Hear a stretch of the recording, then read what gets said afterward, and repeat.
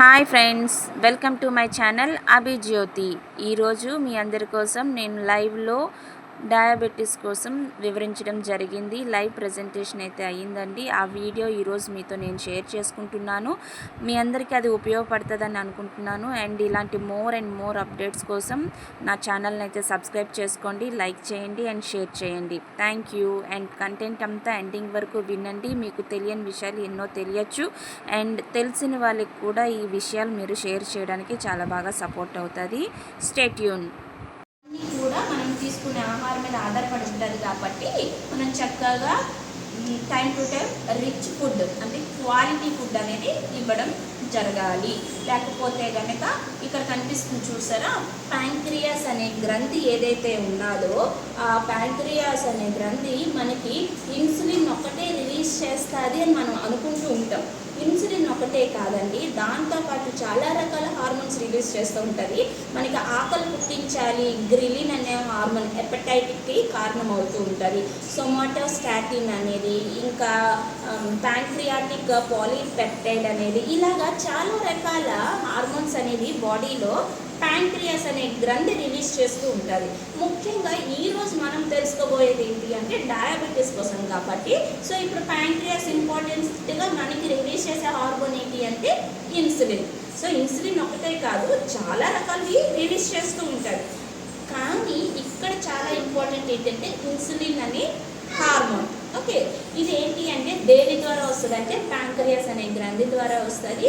ఇది ఎక్కడ ఉంటుంది అంటే మన పొట్ట భాగం ఏదైతే ఉందో దాని వెనకాతల చిన్నగా ఒక ఆకు రూపంలో ఉంటుంది. ఓకే, ఇది ఎప్పటికప్పుడు మనకి ఇన్సులిన్ అనేది రిలీజ్ చేస్తూ ఉంటుంది.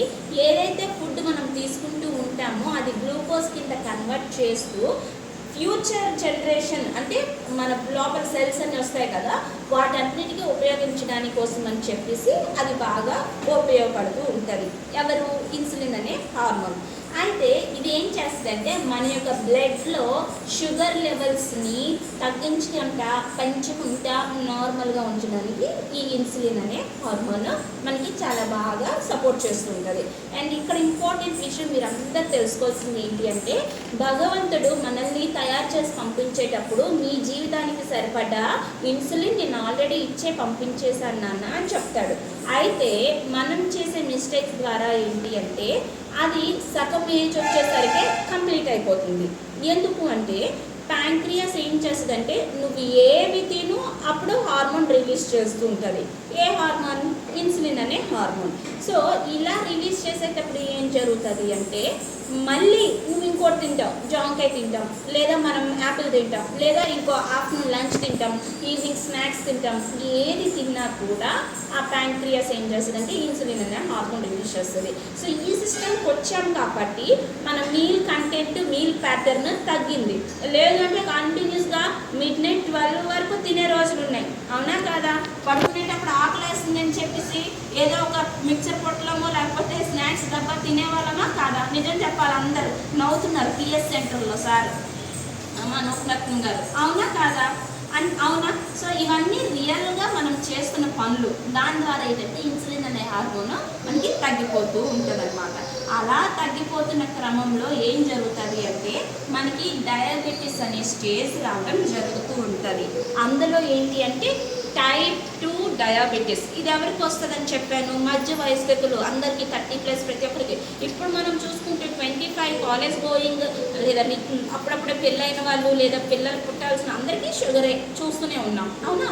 వాళ్ళకి ఈ ప్యాంక్రియాస్ హార్మోన్ రిలీజ్ చేస్తుంది చూసారా ఇన్సులిన్, అది సరిగ్గా పని చేయకపోవడం ద్వారా ఇన్సులిన్ రెసిస్టెన్స్ అనేది రావడం జరుగుతుంది. నేను ముందే చెప్పాను ఏంటి ఇన్సులిన్ రెసిస్టెన్స్ అంటే మన బాడీలో ఉన్న ప్రతి ఒక్క సెల్ ఏదైతే ఉందో నార్మల్ నుంచి అబ్నార్మల్ అయిపోతుంది, రెస్పాండ్ అవ్వదు.